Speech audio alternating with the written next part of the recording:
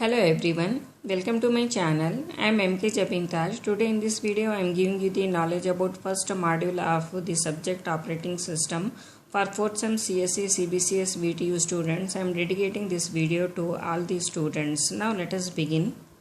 Module first, Introduction to Operating System. What is operating system? An operating system is a system software that acts as an intermediary between a user of a computer and the computer hardware. It is software that manages the computer hardware and allows the user to execute programs in a convenient and efficient manner. Operating system goals: make the computer system convenient to use. It hides the difficulty in managing the hardware. Use the computer hardware in an efficient manner. Provide an environment in which user can easily interface with the computer.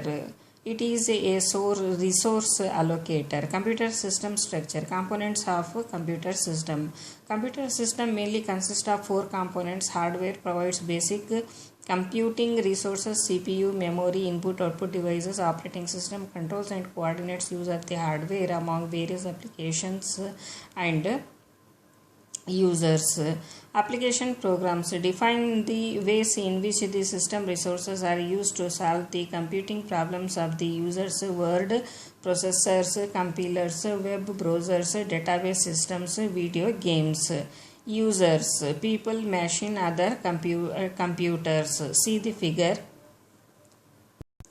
Now let us list out the various views and system views of operating system. Operating system can be viewed from 2 viewpoints: user views and system views. User views. The user's view of the operating system depends on the type of the user. If the user is using standalone system, the operating system is designed for ease of use and high performance. Here resource utilization is not given importance.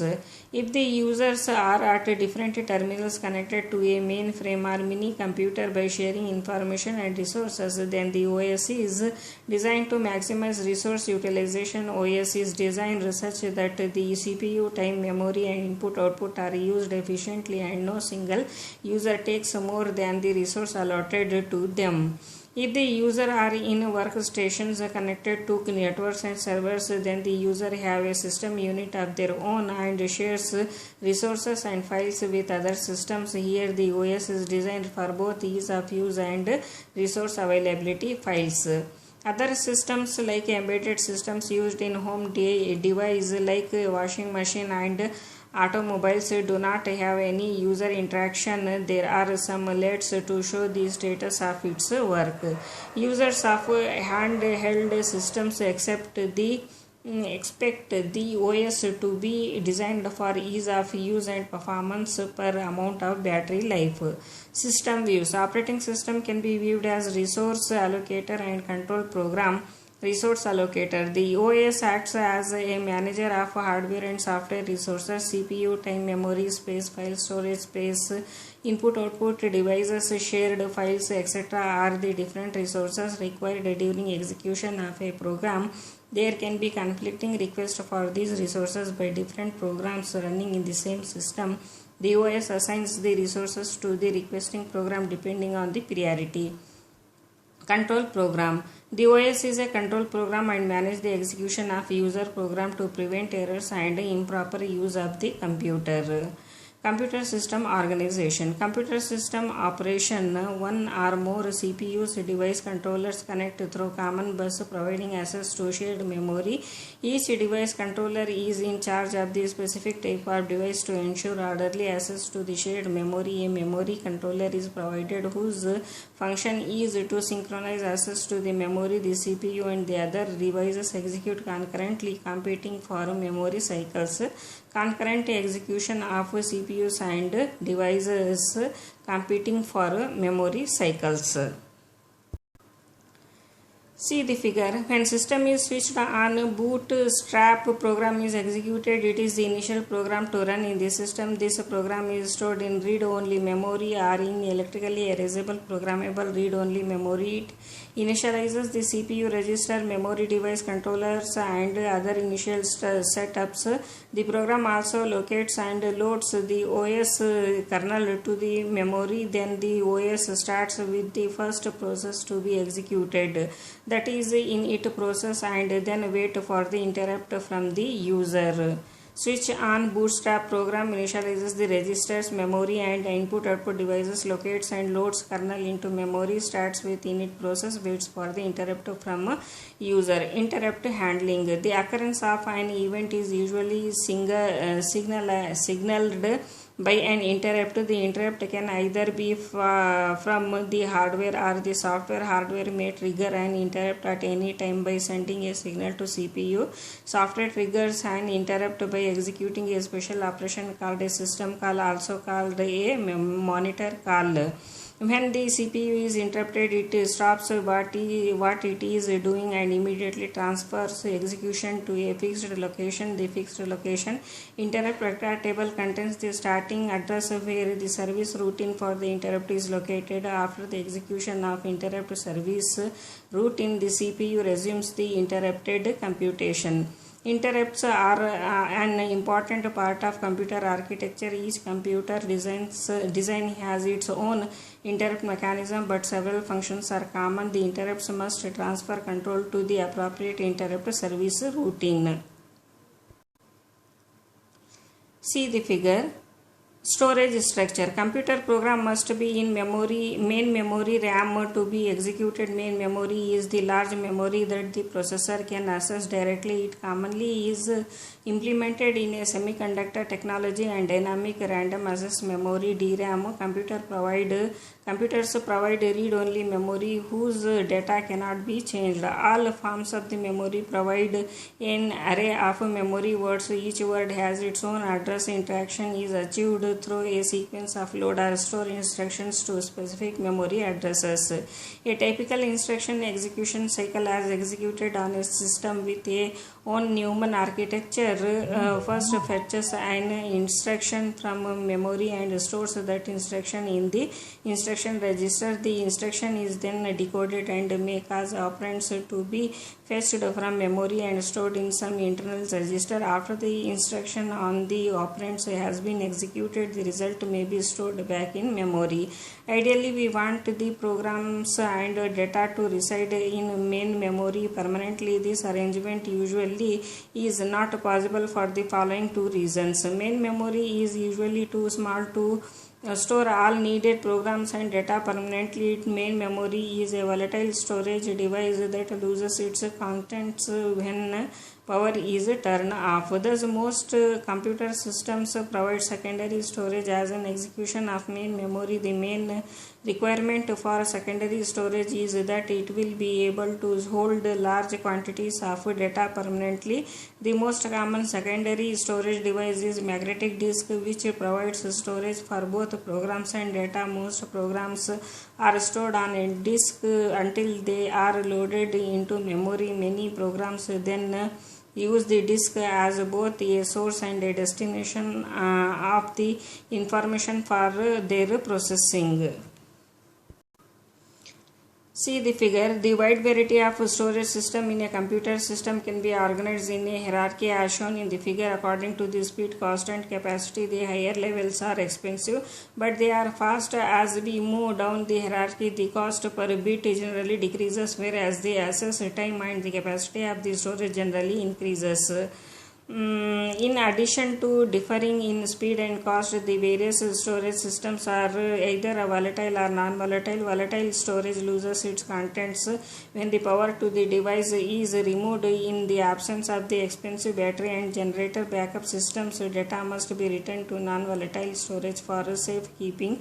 In the hierarchy as shown in the figure, the storage systems above the electronic disk are volatile, whereas those below are non-volatile. An electronic disk can be designed to be either volatile or non-volatile during normal operation. The electronic disk stores data in a large DRAM array which is volatile, but many electronic disk devices contain a hidden magnetic hard disk and a battery for backup power. If external power is interrupted, the electronic disk controller copies the data from the RAM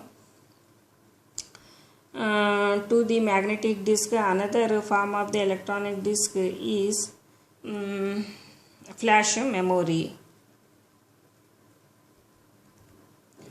Caching. Important principle.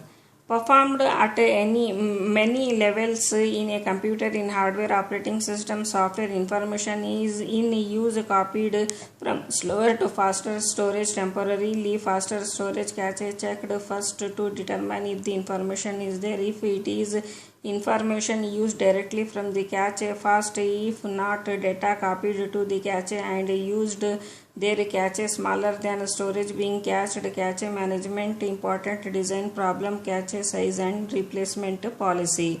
Input-output structure. A large portion of operating system code is dedicated to managing input-output, both because of its importance to the reliability and performance of the system and because of the varying nature of the devices. Every device have a device controller, maintains some local buffer and a set of special purpose registers. The device controller is responsible for moving the data between the peripheral devices. The operating system have a device driver for each device controller.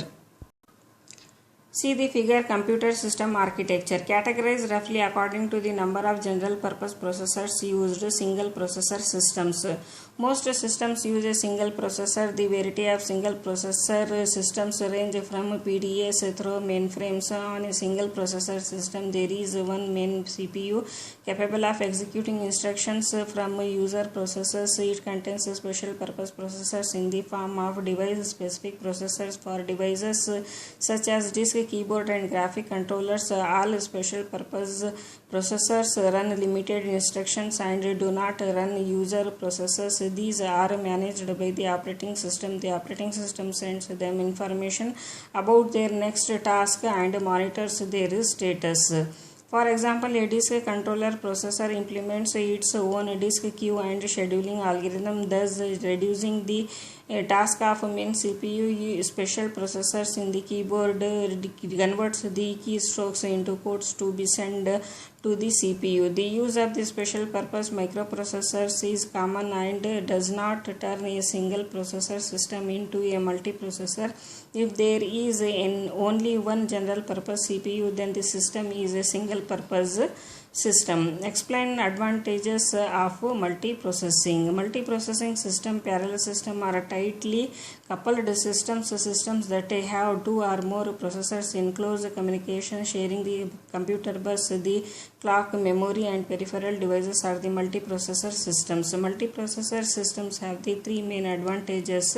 Increased throughput. In multiprocessor systems, as there are multiple processor execution of different programs take place simultaneously, even if the number of processor is increased, the performance cannot be simultaneously increased. This is due to the overhead incurred in keeping all the parts working correctly and also due to the computation for the shared resources. The speed up ratio with n processors is not n, rather than it is less than n, thus the speed of the system is not as expected. Economy of scale. Microprocessor systems can cost less than equivalent number of many single processor systems, as the multiprocessor systems share peripherals, mass storage, and power supplies. The cost of the implementing this system is economical. If the several processors are working on the same data, the data can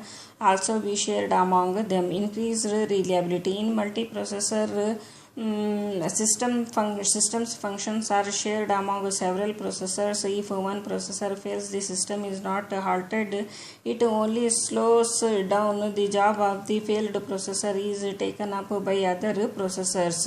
Two techniques to maintain increased reliability: grateful degradation and fault tolerant. First is graceful degradation, as there are multiprocessors. When one processor fails, other processor will take up its work and the system goes down slowly. Fault tolerant. When one processor fails, its operations are stopped. The system failure is then detected, diagnosed and corrected. Now let us see explain the different types of multiprocessor systems and the types of clustering. What are a fault tolerant system? Asymmetric multiprocessing, asymmetric